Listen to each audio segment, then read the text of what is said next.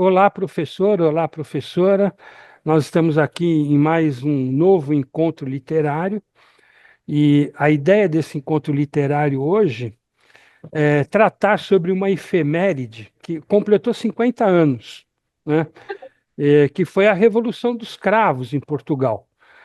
Então, a gente reconhece, né, a importância dessa revolução para a retomada da democracia em Portugal, mas também nas colônias portuguesas, né? Porque logo em seguida nós tivemos a descolonização de Portugal e escolhemos como fio condutor o livro maravilhoso do Saramago, Levantado do Chão.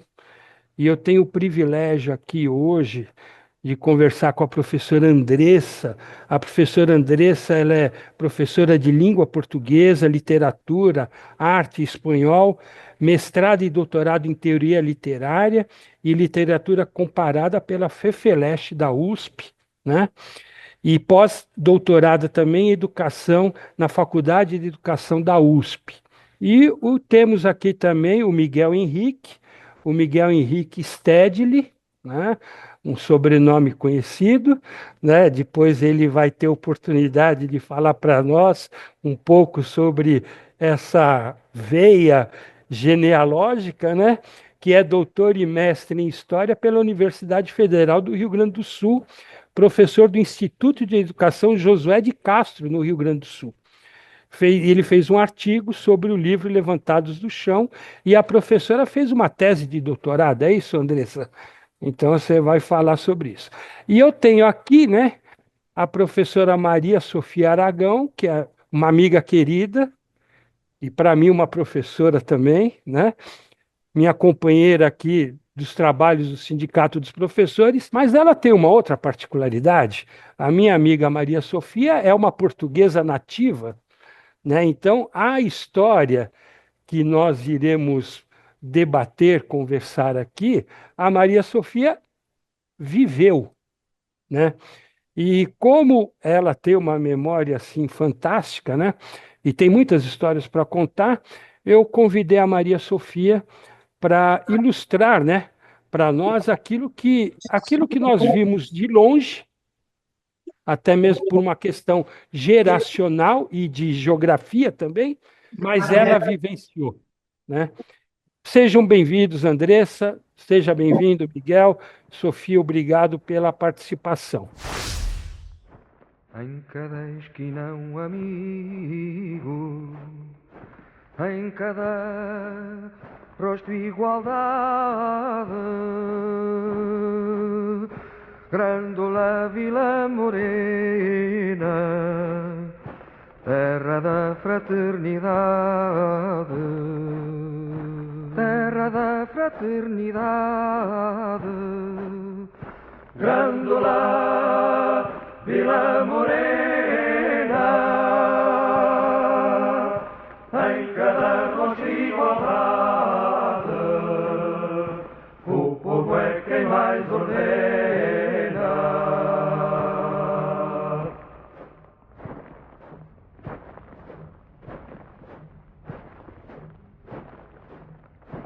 À sombra de uma azinheira que já não sabia a idade, jurei ter por companheira Grândola a tua vontade. Eu vou primeiro com a professora Andresa e a pergunta é a mesma para os dois. De que maneira esse livro, Levantados do Chão, ele mostra a história de Portugal e, mais especificamente, a questão da luta pela terra em Portugal? Qual que é o fio condutor dessa obra? Por gentileza, professora Andresa. Olá, pessoal, boa tarde. Em primeiro lugar, eu quero agradecer ao convite por participar dessa roda de conversa. Eu defendi minha tese em 2011, então esse é um momento singular de revisitá-la. Então, foi para mim um processo ao mesmo tempo prazeroso, até às vezes um pouco dolorido, né? De voltar para a defesa, né? Voltar para a tese de doutorado e relembrar um pouco daquele processo todo, né? Que é tão marcante aí nas nossas vidas. É uma pergunta simples, né, professor Ailton? Bom, acho que esse livro, ele para mim, ele foi muito importante. Primeiro porque, assim, toda a minha trajetória acadêmica, né, eu comecei na iniciação científica, estudar José Saramago, e fui mestrado e doutorado aí, me embrenhando na obra dele.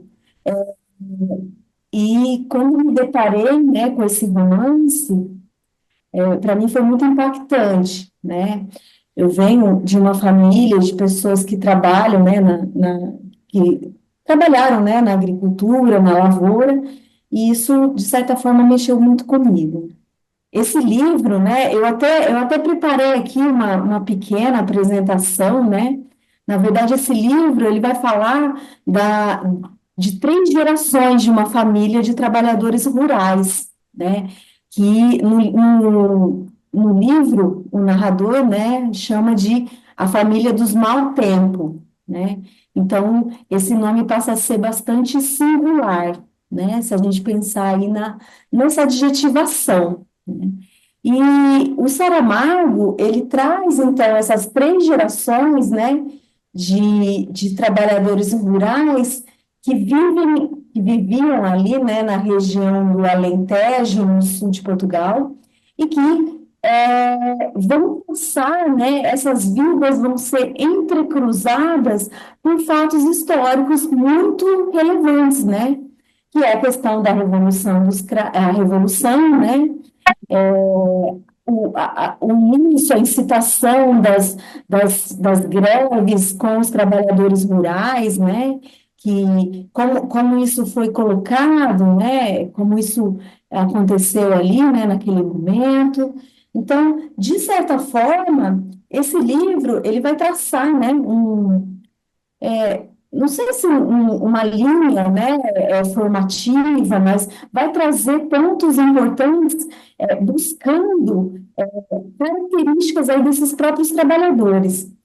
O interessante desse livro, né, não sei se muitas pessoas conhecem, porque não é um livro muito conhecido do Saramago, né, ele foi publicado em 1980, é uma das primeiras narrativas dele, e ele mesmo fala que ele ficou durante meses vivendo com os trabalhadores rurais. E foi lá que ele relatou grande parte, né, do que está aqui, do que se transformou em livro. Então, inclusive, ele comentava, né, em algumas entrevistas, que ele começou a escrever o livro, e depois que o primeiro capítulo estava pronto, ele voltou e escreveu tudo de novo.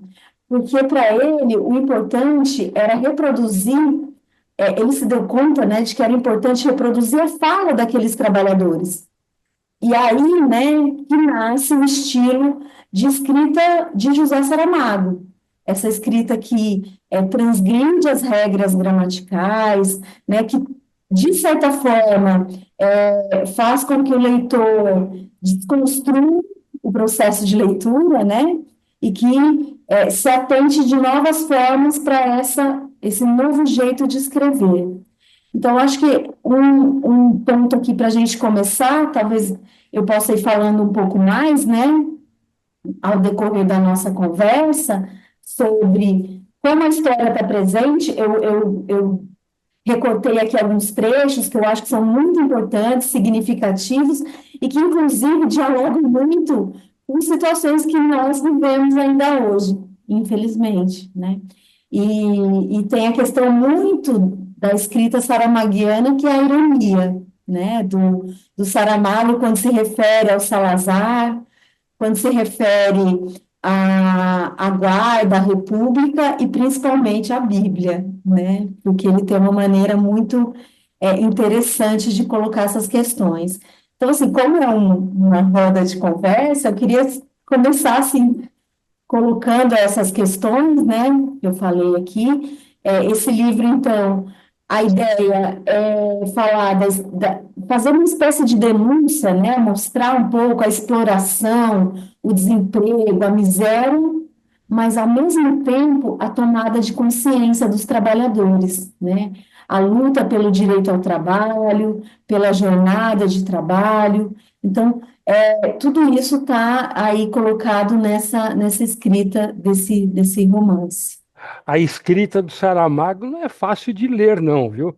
Eu levei uma década e meia para ler O Cerco de Lisboa, só para você ter uma ideia. Mas é maravilhoso quando você pega, né?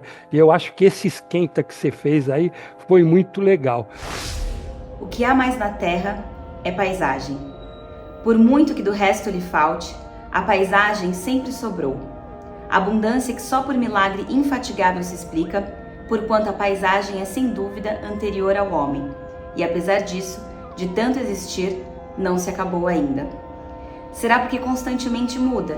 Tem épocas no ano em que o chão é verde, outras amarelo, e depois castanho ou negro, e também vermelho em lugares que é cor de barro ou sangue sangrado. Mas isso depende do que no chão se plantou e cultiva, ou ainda não, ou não já, ou do que por simples natureza nasceu, sem mão de gente, e só vem a morrer porque chegou o seu último fim. Não é tal o caso do trigo, que ainda com alguma vida é cortado, nem do sobreiro, que vivíssimo, embora por sua gravidade o não pareça, se lhe arranca a pele aos gritos.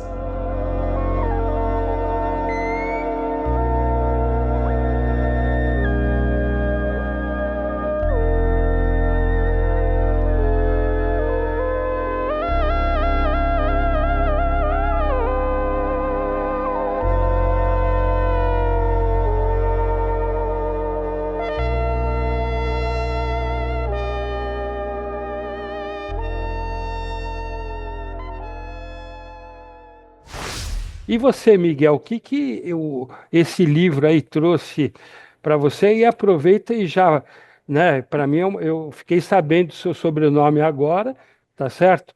Mas de que maneira que esse livro aí te, te, te influenciou, né? E também ao movimento. Diga, Miguel. Seja bem-vindo, meu caro. Obrigado, professor Ailton. Olá, professoras. Uma satisfação muito grande estar aqui. Quero agradecer, sinceramente, pelo convite. Que sensacional ter um sindicato.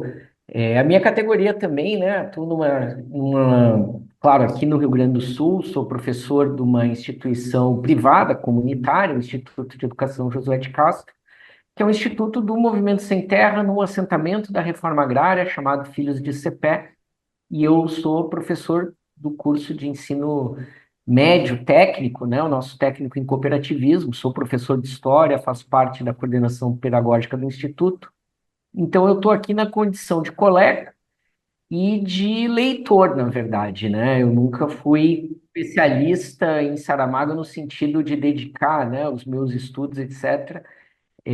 Ainda que gosto bastante dessa possibilidade, né, do estudo da literatura, mas faço isso de forma leiga, faço pelo prazer, né? Tem livros que têm essa capacidade, eu acho que o Saramago facilmente se enquadra nisso, ou Garcia Marques, ou Machado de Assis, né?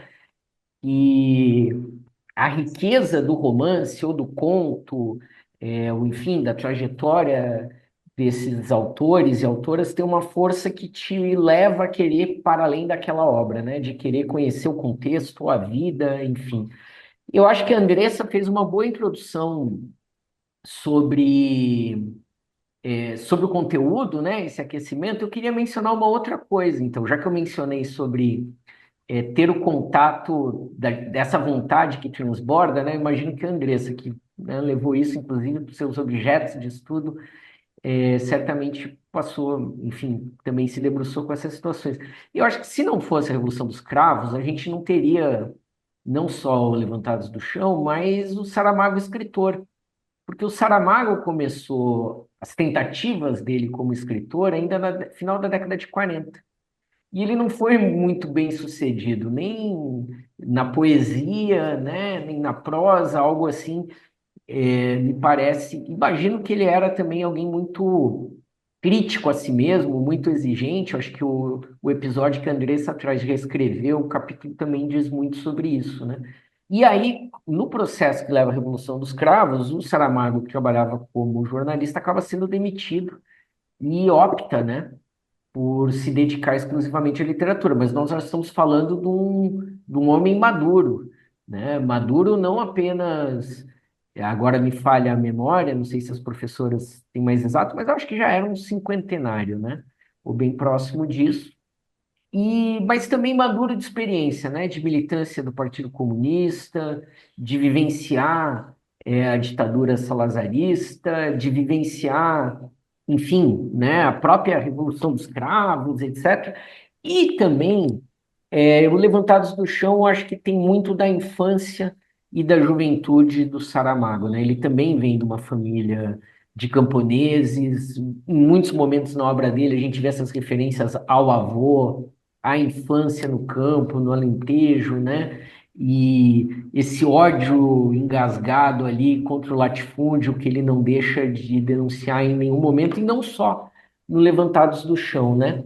Então, eu acho que quando a gente pega o Levantados do Chão a frio, vamos supor que nós tivéssemos que fazer uma sinopse, uma resenha, pareceria, pareceria, muitas aspas, mais um romance clássico rural, como a gente tem o Vidas Secas, né? Ah, temos os oprimidos, tem o latifúndio, tem uma situação de opressão e de resistência, né? Mas quando a gente vai se deparar, e isso nenhum de nós que estamos aqui convidados vai poder descrever, se não lendo, né, como a Andressa sugeriu ali, aí é a força da prosa do Saramago, o manejo dele com as letras, que enriquece o romance, né? Não são os episódios, ainda que, claro, a gente possa.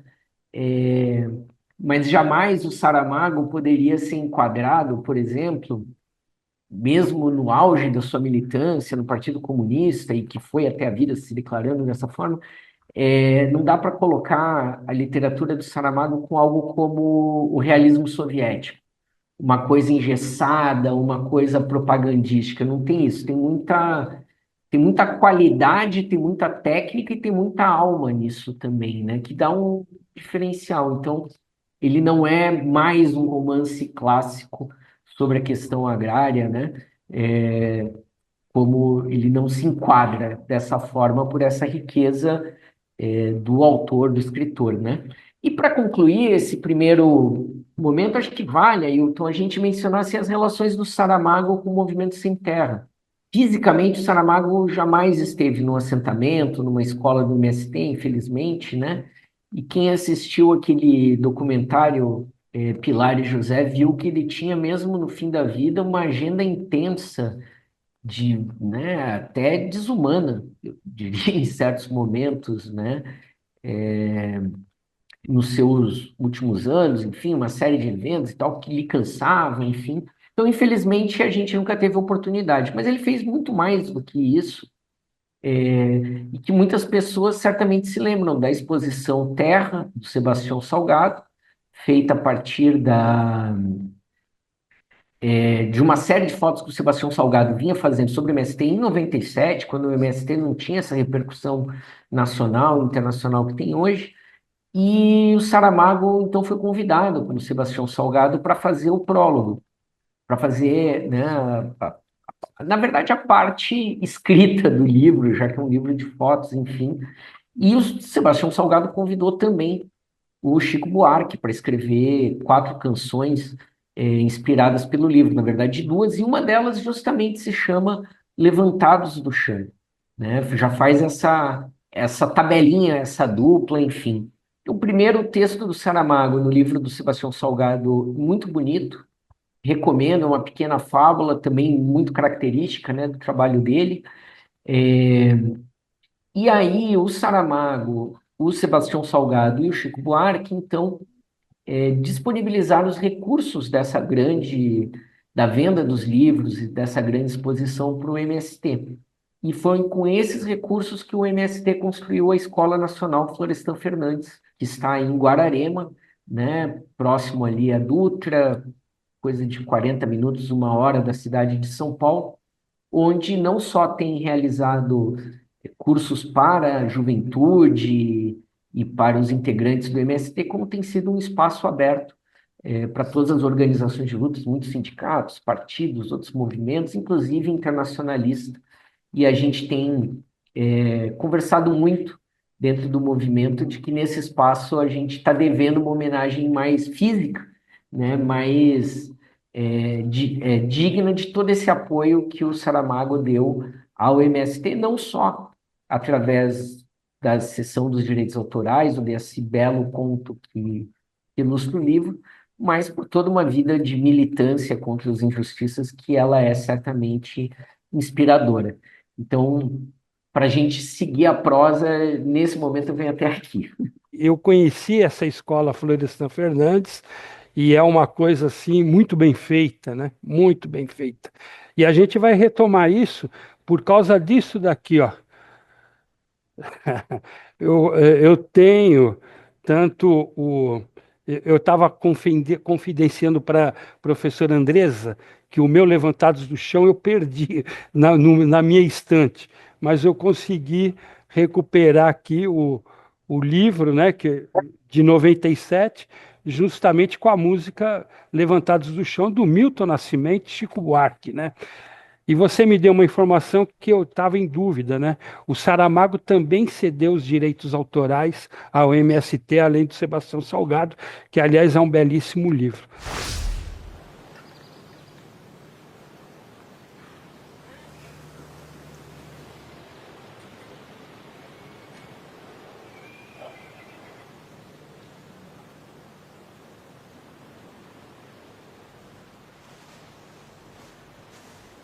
Todos nós sabemos que existem diversos tipos de Estado.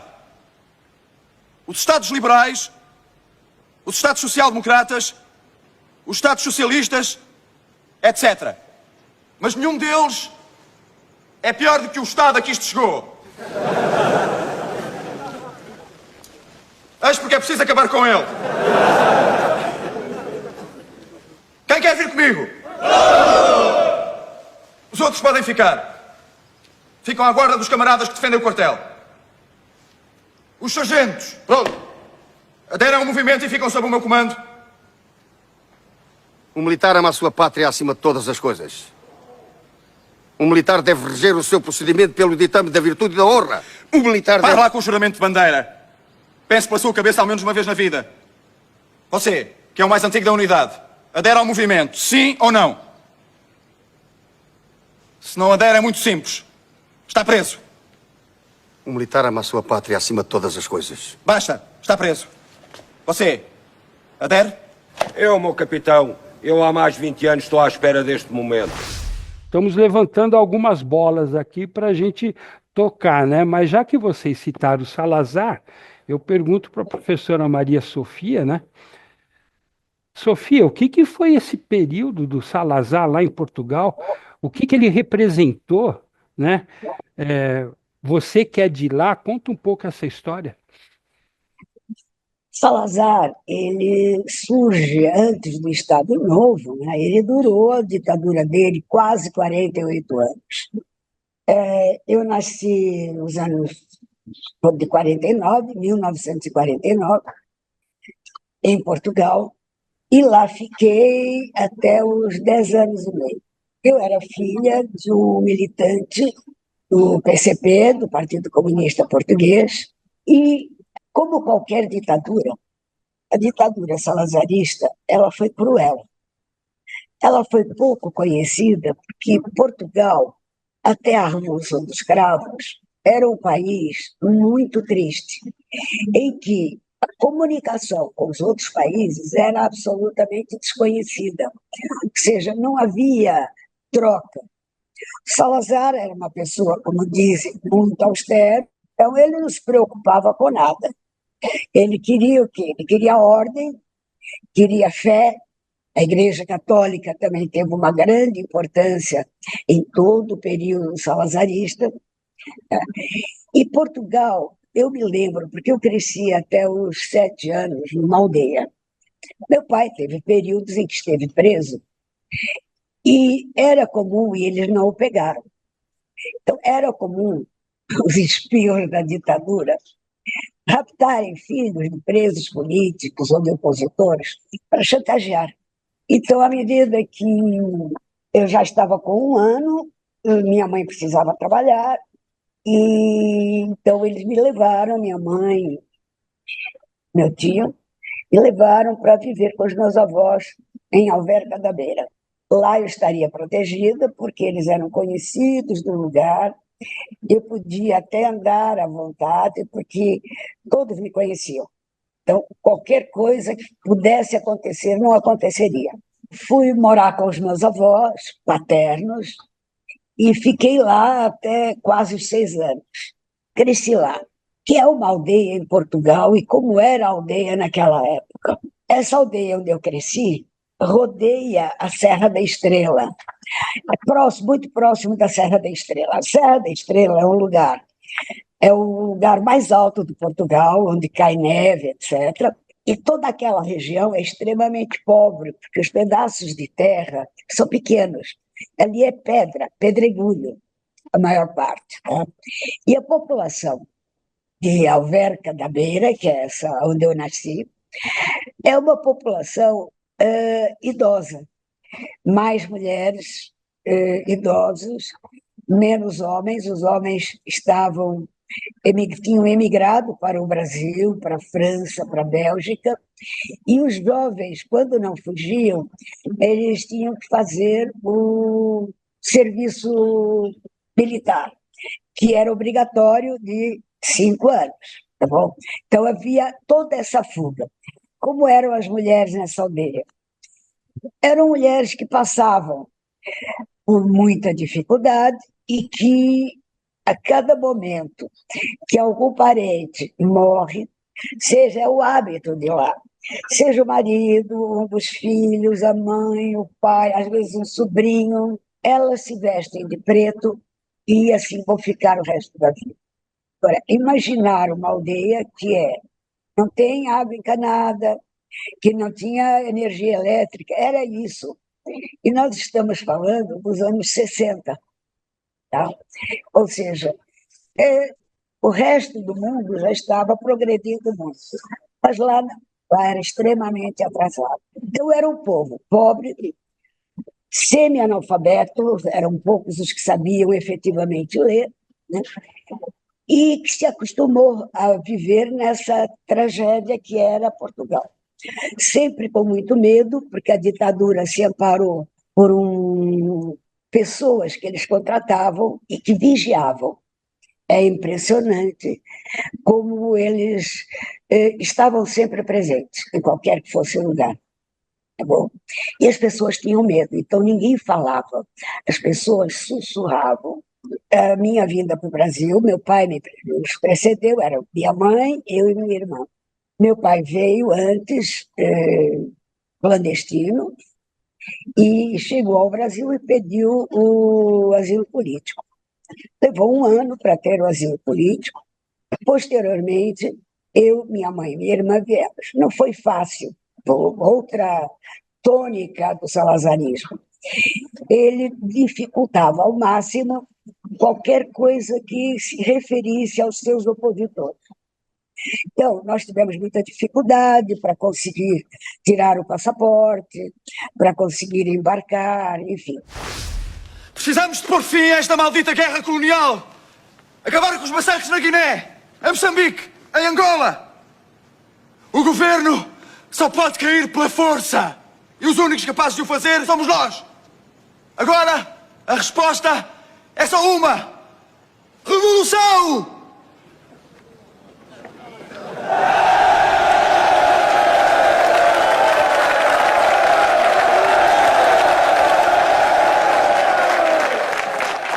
Quem quer marchar para Lisboa? O seu pai fugiu da ditadura salazarista e veio para cá e encontrou outra ditadura. Que ano Não, que vocês chegaram aqui? Não, quando nós chegamos, meu pai veio antes, em 58. Eu Tá. cheguei em 60, começo dos anos 60. Ainda não tinha, ainda era o período de nós amávamos ir para a Praça do patriarca e ver o Jânio discursando, as pessoas, ninguém tinha medo. Havia um discurso no meio das praças. Aquilo para nós era assim, espantoso, né? E não tinha lá, né? Lá, não, lá ninguém se manifestava, pelo contrário, era tudo ao sussurro, né? E aí, quando foi em 64, obviamente que a história mudou um pouco. Primeiro, nós tínhamos ainda muito presente a ditadura do qual a gente saiu. Uma nova ditadura, e grande parte dos companheiros que estavam aqui teve muito medo, tá? Então, foi um tal de recolher livros, de colocar os livros em casa de alguns brasileiros que não eram suspeitos, para não perdê-los. Nós tivemos alguns brasileiros, e agora eu vou até fazer um depoimento, que era filho do Miguel Urbano Rodrigues, que eu acho que muita gente conhece, era um jornalista do estado de São Paulo, que já tinha ido para Portugal. Não, nessa época ele ainda estava aqui. E o filho dele tinha acabado de entrar na faculdade. Aqui na ditadura, prenderam esse jovem, também se chamava Miguel, torturaram-no absurdamente para que ele dissesse quem eram os amigos brasileiros que frequentavam a casa do pai. Então vejam que se passa de uma coisa para outra assim absurdamente. Talvez por isso, meu pai, quando foi em 65 para 66, nós voltamos para a Europa, para a França.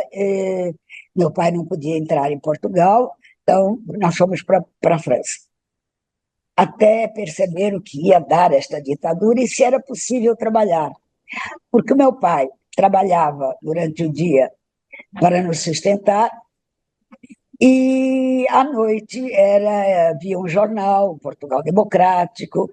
Ele tinha compromissos à noite aí políticos. Então, essa era uma das questões, se ele conseguiria continuar. Esperamos até 69, 70 e voltamos.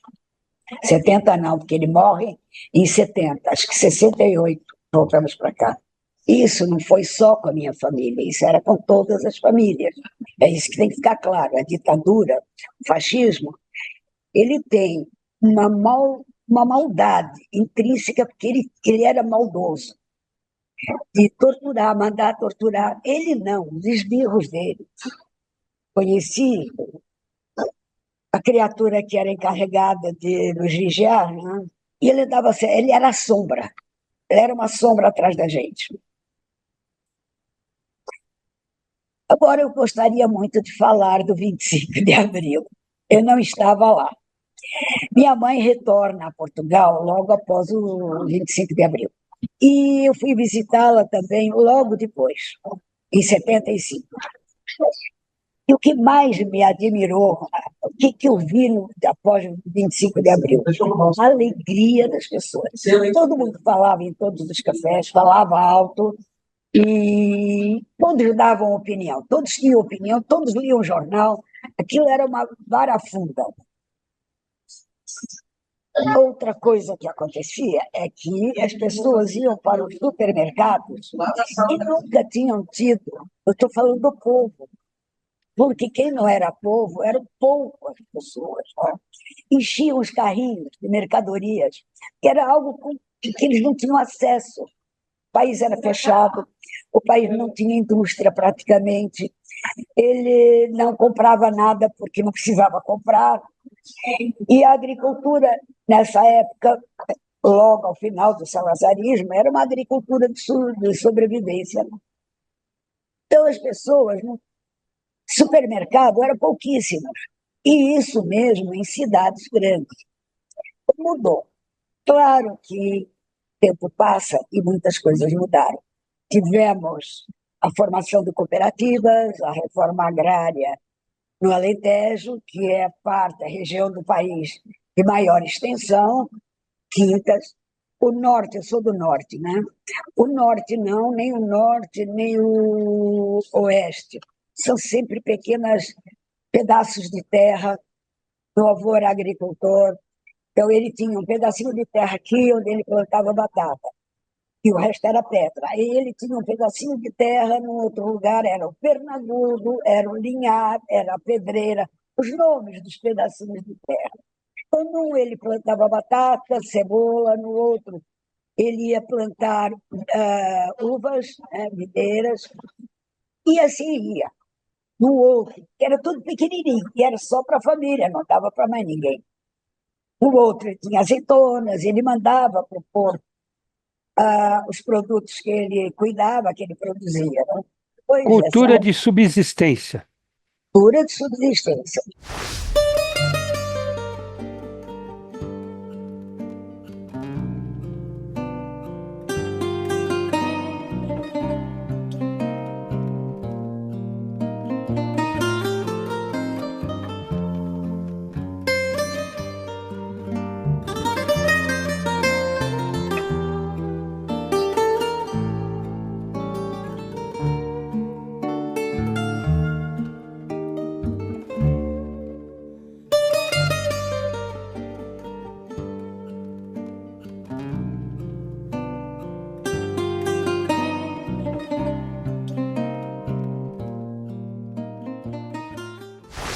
Esse negócio que você fala das mulheres vestirem preto quando perdiam alguém, quando eu era criança, em 1976, uma família de portugueses na minha rua, os filhos e os netos foram para o Canadá. E a mulher, a avó dele, sabia que não ia mais ver. Ela já colocou preto ali. Eu me lembro dessa imagem muito forte na minha mente. Eu preciso falar para vocês que eu também sou descendente de portugueses. E justamente nisso, Andresa, professora Andresa, a gente está fazendo aí uma análise política do livro, né? Que para mim é fundamental isso. E, e essa prosa, como o Miguel falou, a prosa que o Saramago coloca, essa construção é maravilhosa. Mas, Andresa, no meio dessa prova tem gente, né? Tem personagens, né, que dão a linha, né? Eu preciso confessar outra vez que na hora que eu estava lendo o livro, eu vi a minha avó, Amélia, porque tem uma personagem chamada Amélia, né? Como é que é a construção desses personagens, já que você já falou da família Mau Tempo, né? Por que será que ele escolheu esse sobrenome também, né? Andresa? Bom, vamos lá então. É muito significativo, né? Até porque logo no início do romance, né? O pai, né? A gente tem três gerações, né? E aí essa questão fica muito forte, né? Para quem está acompanhando essas três gerações, esse sofrimento, essa exploração, não há uma mudança nas condições de vida, né? Inclusive, quando o Miguel fala ali do livro do Sebastião Salgado, em alguns trechos do Levantado do Chão, eu procurei buscar uma relação com algumas fotos que estão no livro do Sebastião Salgado, e uma delas é da criança.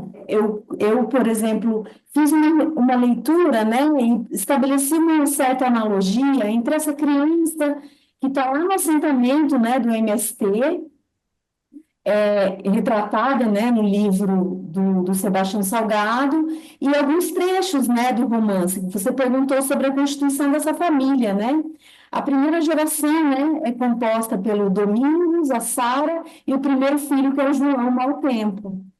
Que eu coloquei aqui, né, só para ler um trechinho, ó, João Mau Tempo não tem corpo de herói. É um Pelém de 10 anos, um cavaco de gente que ainda olha as árvores, mais como apenduradas de ninhos do que como produtoras de cortiça. É uma injustiça que se lhe faz obrigá-lo a levantar-se ainda à noite fechada, andar meio a dormir e com o estômago frouxo, ou o pouco ou o muito caminho que o separa do lugar de trabalho, e depois dia fora até o sol posto, para tornar a casa outra vez de noite. E aí, mais para frente, né, ele fala assim, essa criança, palavra só por comodidade usada, pois no latifúndio Não se ordenaram assim as populações. Essa criança é apenas um, entre milheiros, todas iguais, todas sofredoras, todas ignorantes do mal que fizeram para que merecessem tal castigo.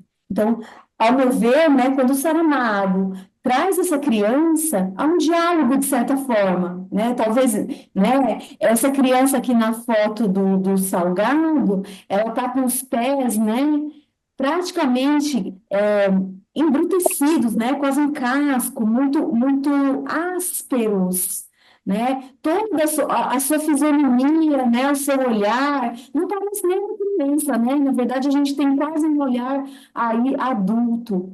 Então, o Saramago ele vai delineando os personagens dessa família de uma forma assim tão realista que muitas vezes provoca um impacto muito grande, né, no leitor, né, e para nós, né, que conhecemos um pouco essa realidade do campo, né, dessas pessoas que vivem do trabalho do campo, né, sabemos o quanto é sofrido, né, imagina, a gente fala hoje, né, ai, como o sol está quente, como com essas mudanças climáticas, né, como é difícil trabalhar nesse sol quente. E o pior de tudo, né, não é só trabalhar, é não ser valorizado, né? Então, quando você pergunta aí sobre essa família, né, a constituição dessa família, para mim fica muito evidente, né, essa figura aí dos filhos, esse menino cresce, o pai se mata, né? O pai é um errante que vai de um lugar para outro, não tem muito lugar de parada. A mãe é resignada, né? Se mostra resignada o tempo todo. Muito provavelmente vindo de uma educação, né? De servir o marido, obedecer ao marido, né? Ainda uma educação, uma questão cultural muito forte, né? Mas esse menino, quando o pai comete o suicídio, é ele que vai ser o homem da família, né? Ainda muito jovem, né? Então, aí a partir daí começa a ser a segunda geração já dessa família, né, no tempo. Ao longo da análise, né, dos personagens e dessa caracterização da família dos trabalhadores, eu trouxe algumas imagens, né, desse livro do Sebastião Salgado, porque para mim apesar de, né, a gente está falando de Portugal, Brasil, MST, elas são muito sensíveis, né, e elas dialogam nessas condições, né, em que vivem essas famílias, em que vivem essas pessoas aí, tanto nos assentamentos, né, quanto as que o Saramago retrata aí na obra. Então, eu trouxe esse menino aí porque eu achei que era muito característico e muito importante para a gente começar, né, a pensar quem é essa família, né? Quem são esses trabalhadores que ele está retratando? Trabalhador rural praticamente a mesma vida em qualquer parte do mundo, né? Essa vida dura que você. E você, Miguel, você citou o MST, né? O MST é um movimento importante e que deve persistir na sua luta e vai persistir, eu tenho certeza, mas ele é feito por pessoas, né? E de que maneira esses personagens do livro Levantados do Chão, eles representam esse movimento aí, né? Que te levou até escrever um artigo sobre ele, sobre o livro. Eu estava justamente ouvindo a Andressa e pensando que, de novo, né, eu acho que isso que faz a riqueza dessas obras literárias, porque ao mesmo tempo que a gente tem as especificidades portuguesas, né, seja na linguagem, seja na paisagem, enfim, mas tem toda uma universalidade nesse livro, né? Quer dizer, ele está se passando ali no Alentejo, mas ele poderia estar acontecendo no Nordeste, poderia estar aqui no Pampa Gaúcho, né? Ele tem essa capacidade de identificação, né? Essa força de falar sobre Portugal e ao mesmo tempo estar falando de poder tocar um sem terra brasileiro, um camponês na Índia, enfim, né? Eu acho que é mais uma das riquezas, né? Eu acho, como leitor, né? Eu acho que tem várias passagens em que, assim como tu viu a sua avó, como as pessoas vão se identificando, né? Vão imaginando os personagens. Eu acho que tem muitos que permitem essa identificação, mas eu pessoalmente gosto muito do clímax final. Eu acho, né, o momento que essa consciência ganha corpo, ela ganha uma outra força, né? Não vou dar spoiler, como se diz hoje em dia, né? Mas aí eu acho. Ô, Miguel, em obra clássica não tem spoiler, tá? Então fique à vontade. Mas sabe o que é, Ailton? É que É, tem obras que até nos desafiam, né? Você diz, olha, acontece isso, aí você fala, poxa, vou ler sim, para sim, sim. justamente ver como é que o autor construiu isso, etc., né? Agora, com os mais jovens, parece que você desestimula, né? Não, se eu já Sim, sei o que sim. aconteceu, eu não vou ali, né? Não vou dedicar minha atenção, né? Mas, enfim, eu acho que esse momento final em que toda essa consciência, essa opressão ganha um corpo coletivo, né? Quando, na verdade, levanta-se do chão, de fato, né? Quando ganha uma força e vai para o enfrentamento, eu acho que isso ele tem. Não é só porque é o desfecho do livro, né? Eu acho que é muito simbólico e eu acho que também é muito produto daquele momento histórico, né? É meio, eu acho muito interessante que o Saramago ele tem um pessimismo como figura mediática e às vezes como autor também, né? Mas de alguma maneira ele sempre deixa escapar um rasgo de esperança. Eu acho que depois, nos livros seguintes, ele foi executando isso. No Levantados do Chão, ele está mais otimista. Eu acho que ele está mais esperançoso, assim, né? E reafirmo, né? Eu acho que o final, para mim, mais do que os personagens, é o momento, o coletivo ali que, para mim, me marcou, né? E no artigo que você sempre se refere, Ailton, que eu fiz, comparando a questão agrária e mencionando algumas questões de literatura, justamente ficou um pouco clichê, mas eu não resisti de terminar o artigo citando justamente um dos parágrafos finais do livro, porque eu acho que tem essa. Ele serve para o que a gente viu no livro, mas serve para expressar a trajetória do MST no Brasil, né? Maravilha. É quando essa força ganha uma consciência coletiva e se põe em movimento, eu acho que esse é o sentido do livro. Maravilha. E um outro grande escritor que também trata sobre a questão agrária, que é o João Cabral de Melo Neto, também termina o poema dele com o nascimento de uma criança, né, para levantar, né?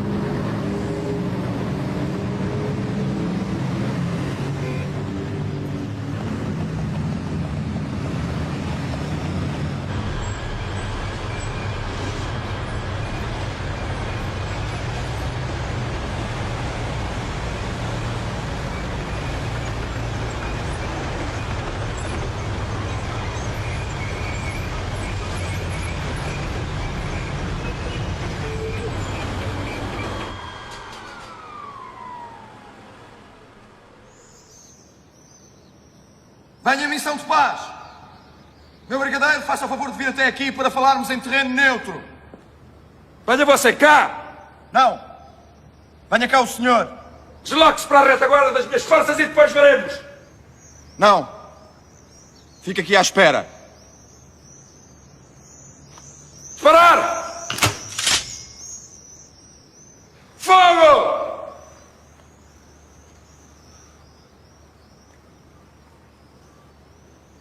Fogo!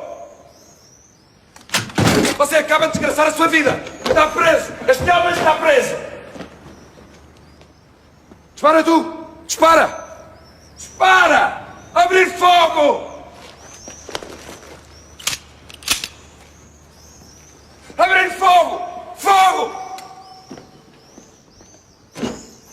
Fogo! Fogo! Fogo! Que ao sol de verão somos nós os teus cantores da matinal canção.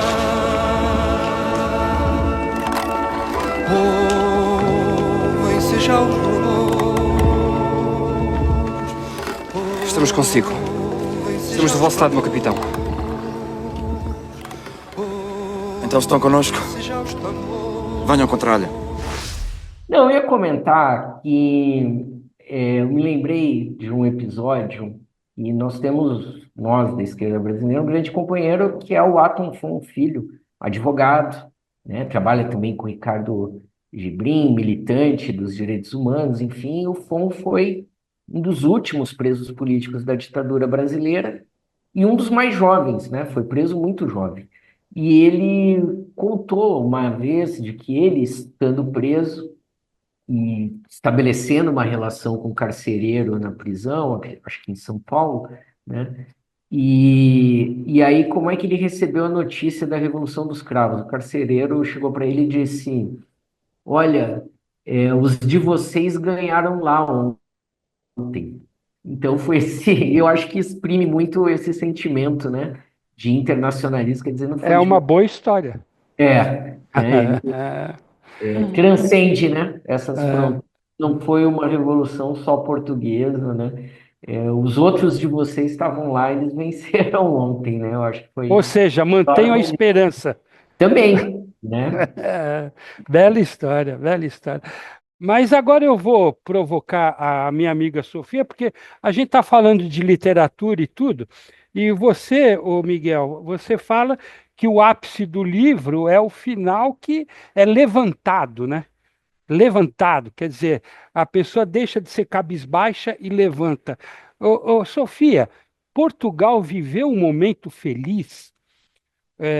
Você falou isso que no momento da Revolução dos Cravos você ficou sabendo de felicidade lá. Mas o que aconteceu nos anos subsequentes?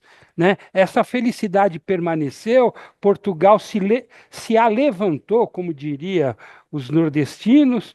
Como é que foi?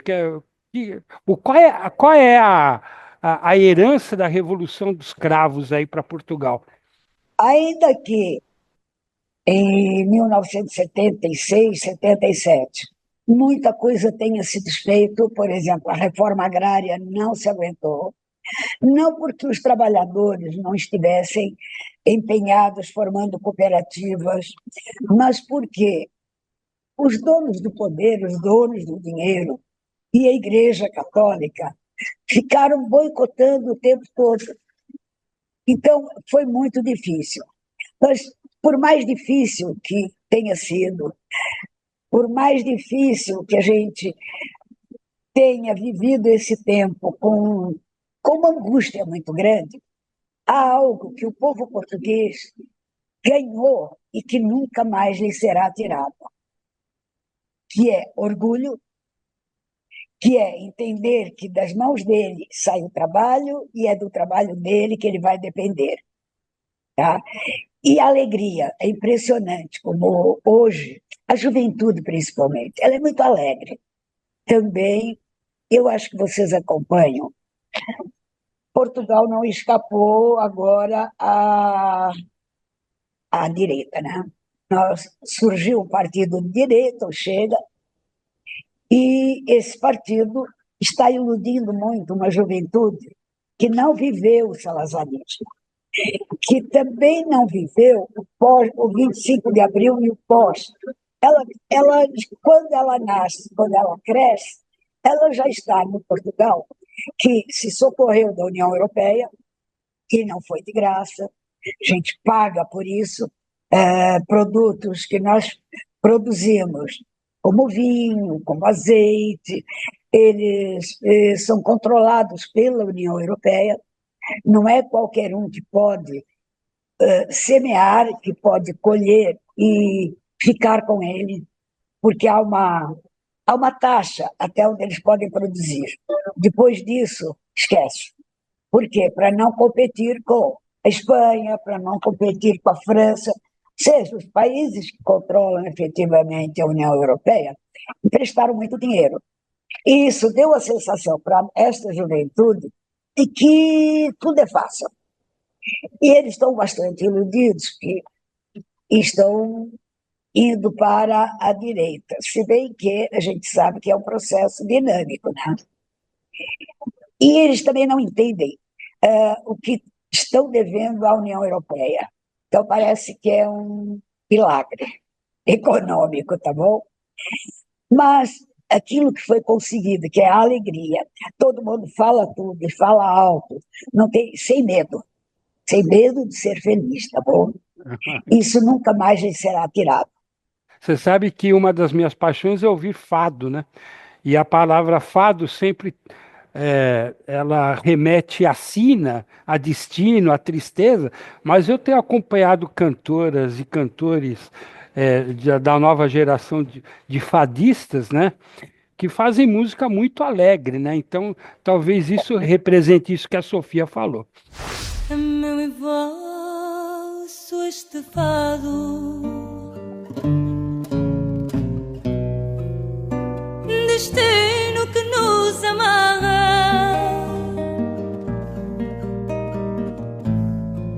por mais que seja negado,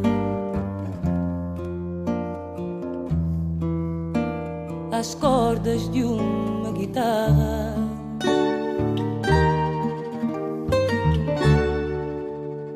Sempre que se ouve um gemido numa guitarra a cantar.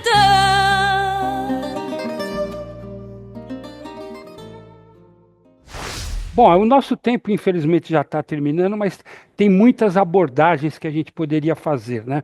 Eu, por exemplo, estava a Andressa, quando você estava falando aí de personagens, você chegou a falar de uma certa religiosidade, né, que aparece nos personagens, e a gente sabe que o Saramago sempre se considerou ateu. Ateu. Né? Sempre se considerou ateu, e até assim, né? A gente sabe o sentido da religião. O sentido da religião é uma continuidade, portanto, não há fim, né? E para nós ateus, porque eu também sou um, né? A gente fica numa situação complicada, né? Fica numa situação complicada. Mas essa abordagem, e depois também o Saramago escreveu o Evangelho segundo Jesus Cristo, ele escreveu o Memorial do Convento, né? Recuperando personagens judeus. É fantástico, o universo do Saramago é fantástico, né? Mas, Andrés, eu vou pedir assim, né? Para você fazer essa abordagem dessa espiritualidade que não é artificial dele, e aí para caminhar aí para as últimas abordagens, tá bom? Vai lá, Andresa. É difícil falar, né, em tão pouco tempo de um autor tão rico, que tem uma obra tão vasta, né? Inclusive, talvez a Sofia não vai concordar, mas como portuguesa de nascimento, Saramago teve um grande conflito com Portugal, né? Inclusive morre na Espanha, onde ele, né, foi morar depois de muitos entraves aí com Portugal.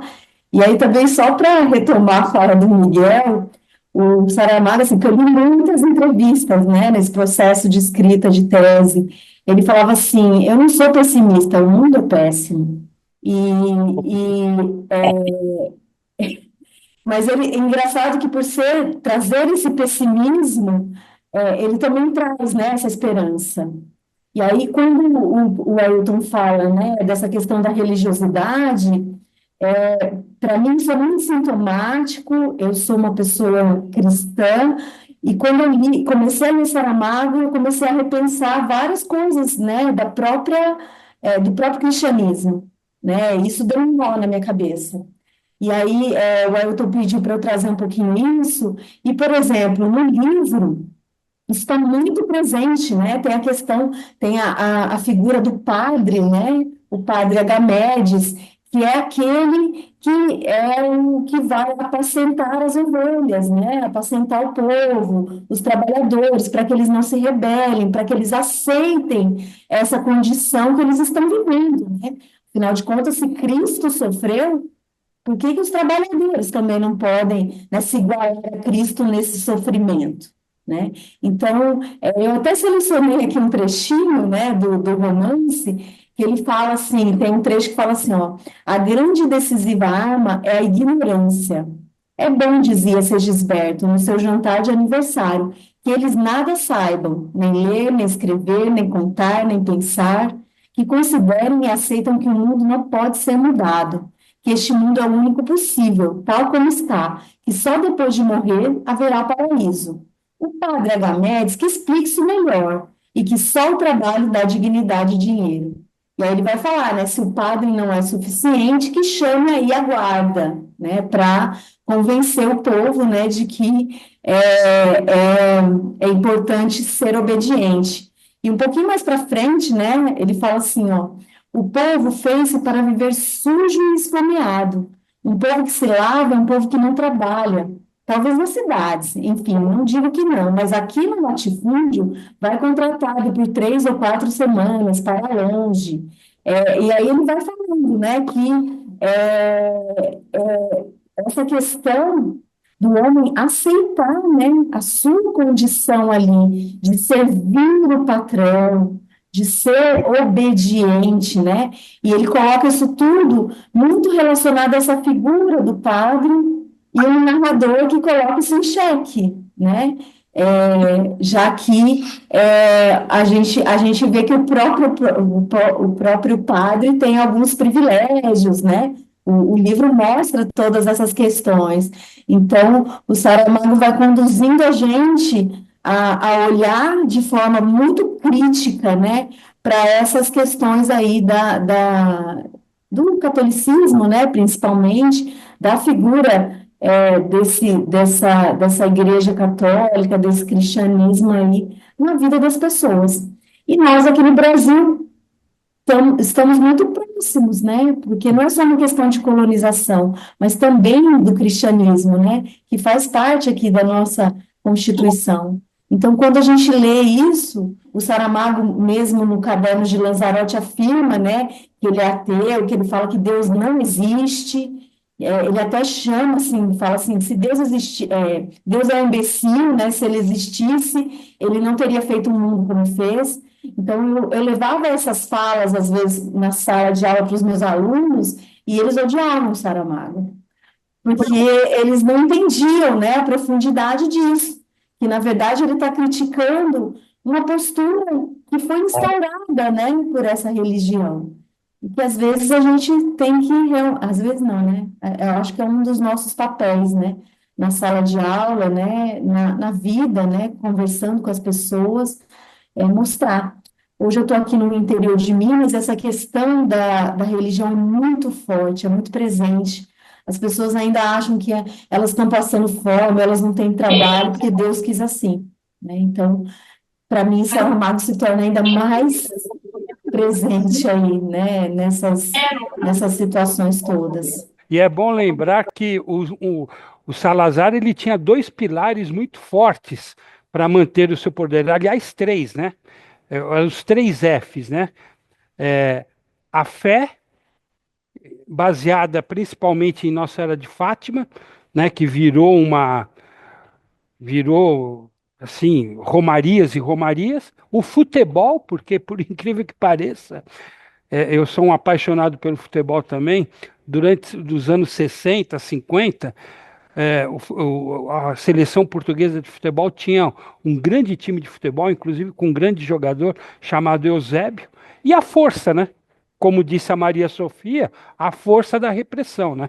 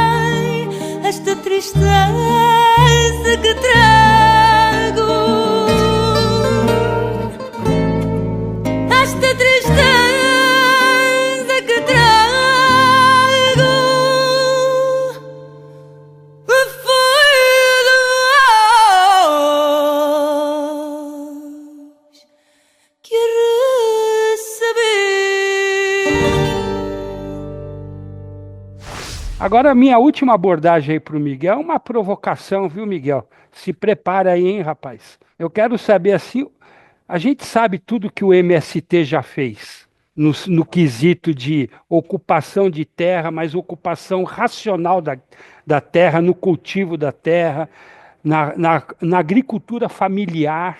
Miguel, o que que a gente pode esperar do MST no futuro? Ah, essa é uma pergunta complexa, Ailton. Nós não Ah, somos. é Mas nós provocação. Eu somos. falei que era provocação. Mas é uma boa provocação.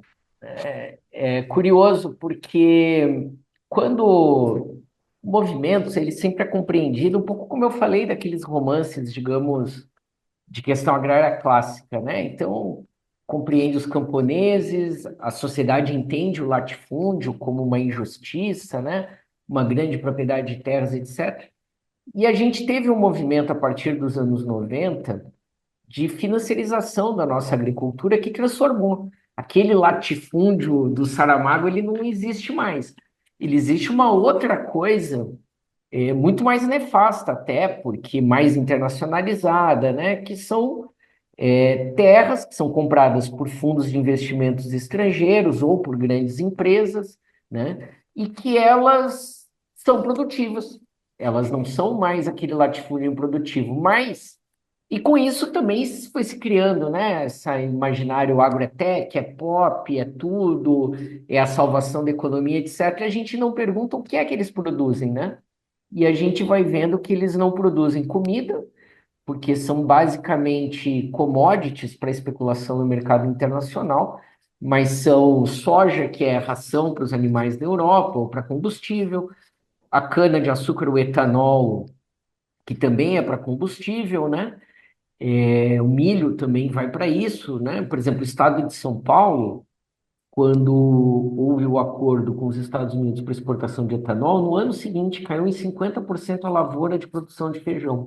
Ou seja, as pessoas deixaram de produzir comida para produzir combustível para o tanque, para produzir madeira para celulose, né? Então, e a forma como se produz, com muitos agrotóxicos, né, com superexploração do trabalho, né? A gente não vê diminuir, o agro é tech, mas diminuíram as denúncias de trabalho escravo? Não, a gente vê nas empresas de ponta, né, vinícolas, em grandes empresas, enfim. Então, o futuro do MST tem sido, quando nós percebemos essa mudança, nós passamos a dizer que nós não lutávamos mais por uma reforma agrária clássica, só de distribuir terra. Só acesso à terra para a gente não é mais suficiente. O MST precisava construir uma reforma agrária popular. Popular porque precisa do apoio da população, mas também porque o destino dessa reforma agrária é o povo brasileiro, porque nós entendemos que a função do MST é democratizar o acesso à terra, através da reforma agrária, mas produzir alimentos saudáveis e para o povo brasileiro. Isso o agronegócio não consegue fazer, porque só consegue produzir produtos agrícolas para especulação com muito veneno, né? E a gente viu na pandemia, quando, né, óbvio, a economia foi atingida, os grandes produtores guardando o arroz para especular no exterior e vendendo a quebra do arroz para o povo brasileiro. Então, e o MST segurou firme e manteve o preço do arroz para que fosse acessível, do arroz orgânico. E aí nós estamos vendo que o futuro do MST passa pelo futuro da terra, não só da terra solo, porque mais do que nunca, quando a gente olha tudo isso que a gente passou nesse ano de 2024, a minha casa foi atingida pelas enchentes aqui em Porto Alegre. Eu saí dela dia 3 de maio e nunca mais voltei, né? Eu e meu irmão. Nós tivemos, vocês em São Paulo viveram isso, mas chegou aqui ao sul as fumaças tóxicas, né? Nós estamos vendo os caudalosos rios da Amazônia desaparecendo, nós estamos vendo o soja que compacta o solo secando o cerrado, e o cerrado é o berço das 5 principais bacias hidrográficas. Então, a seca em São Paulo começa pelo soja no cerrado. Então, com isso eu quero dizer assim, quem são os principais responsáveis pelo aquecimento climático e pela catástrofe climática no Brasil? Mais do que a indústria petroleira, é o agronegócio, né? Então, o futuro da reforma agrária, do MST, da agricultura camponesa, passa pelo futuro do planeta. Só quem pode esfriar o planeta, o interior do país é a agricultura camponesa. Agora, se a gente insistir nesse modelo, né, aí com certeza não haverá futuro. O planeta vai continuar aqui, como diz o Michel Louis, né? Agora a vida humana com certeza não fará mais parte, né? Saramagueando, eu já diria que nós somos uma espécie de acidente, né? Porque a probabilidade de surgir a vida nessas condições já é matematicamente improvável, né? Então, dessa aventura aqui, parece que nós estamos muito mais destinados ao suicídio coletivo e do que de dar uma volta, né? Mas o futuro do MST passa por isso, por brecar esse padrão de consumo e esse processo de destruição e oferecer um projeto de democratização da terra, da sociedade, para produzir alimentos saudáveis para alimentar o povo e não especular. O professor Miguel Nicoleles, que inclusive esteve com a gente aqui falando sobre a pandemia, eu tive o prazer de entrevistá-lo. Ele fala que a espécie humana é a única que se esforça para acabar com com a sua própria existência. É impressionante, né? Estes ainda são mais bonitos. Olha lá.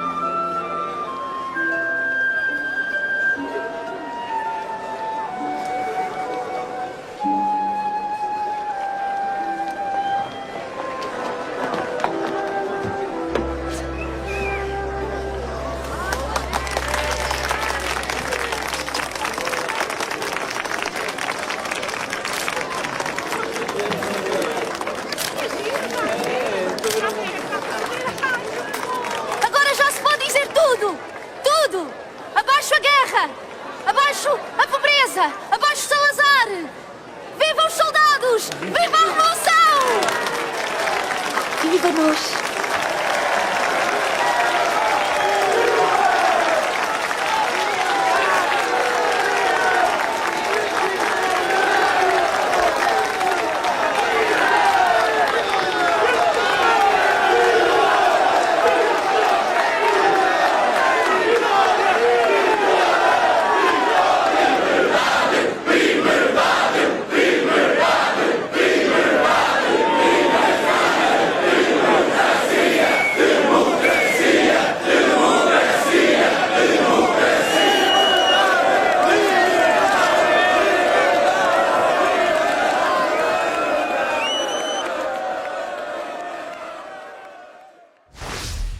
Vamos para as considerações finais. Sofia, o que você poderia falar aí de considerações finais? E aí depois eu faço o agradecimento para todos aí. Sofia. Agradeço muito, foi muito boa essa conversa com a professora Andresa e com o Miguel. E a gente tem que acreditar que ainda vamos sobreviver, porque é comum uma espécie, quando já está acabando, ela levantar um pouco, começar a respirar, e vamos ver se a gente consegue. Mas é cruel mesmo. É cruel o que nós fazemos com nós mesmos. Obrigada. Eu que agradeço, Sofia. Professora Andresa, já agradecendo a senhora, né, pela sua disponibilidade, pelo seu tempo, pelo seu conhecimento.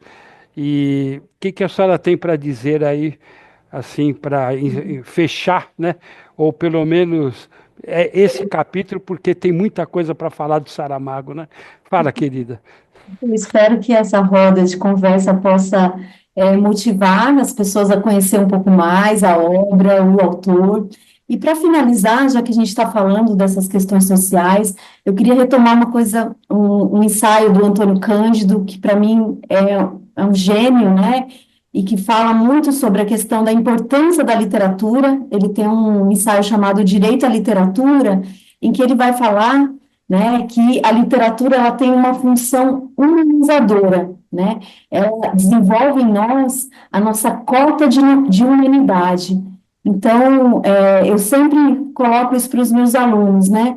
Se somos seres humanos, por que será que a gente ainda tem que... por que será que a literatura, né, tem essa função? O que será que ela nos traz? E, para mim, o Saramago, ele traz, né? Está muito latente essa questão da humanização. essa denúncia, né, das condições, do trabalho, não só dos trabalhadores rurais, mas ele vai trazer em outros romances o homem, né, a cidade grande, esse ser humano que quer tirar vantagem em cima das outras pessoas. Então, acho que o meu recado final nesse sentido é que a gente possa ler mais, né, a literatura, que ela possa fazer parte da nossa vida e que possamos desenvolver mais essa cota de humanidade, como diz o Cândido. Muito bem, muito obrigado, Andressa. Miguel, professor Miguel, Miguel Henrique, e você, o que que você tem a dizer aí como fechamento da nossa conversa por hora? Bem, eu quero só agradecer, foi muito bom estar aqui, né? Que prazer a gente poder falar sobre literatura. Eu concordo totalmente com a Andressa.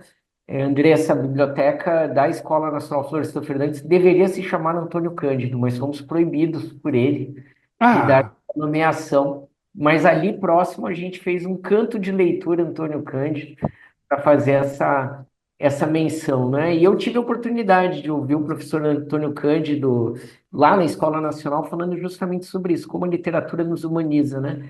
E para todos nós que gostamos de ler, que prazer poder nos humanizarmos, né, nesse contato, nesse compartilhar, né? Eu saio daqui muito grato pela oportunidade, né? Eu aprendi muito e fico muito feliz de poder ter dado um pouco de contribuição nessa horinha que a gente teve junto. Então, só agradecer mesmo às colegas, ao colega, né, e o sindicato por essa oportunidade.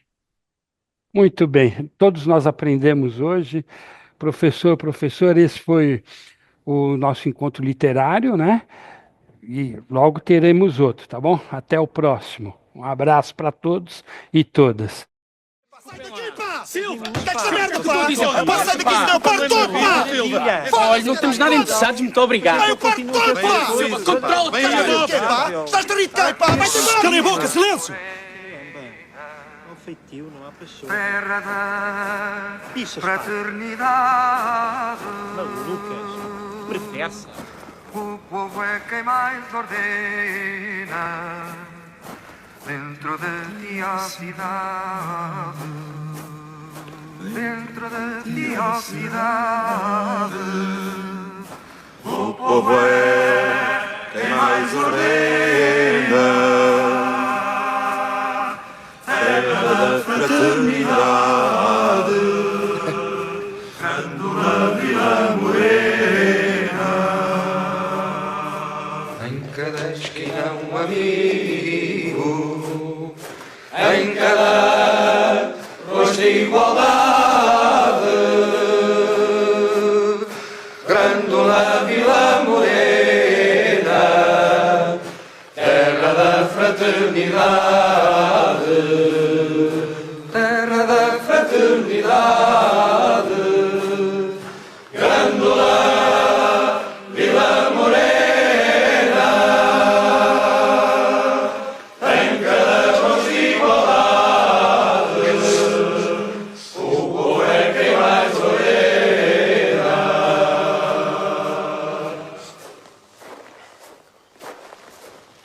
O que é que se passa aqui? É o sinal definitivo. A partir de agora já não se volta para trás. À sombra de uma azinheira Que já não sabia a idade, jurei ter por companheira. Grândola a tua vontade, grândola a tua vontade. Jurei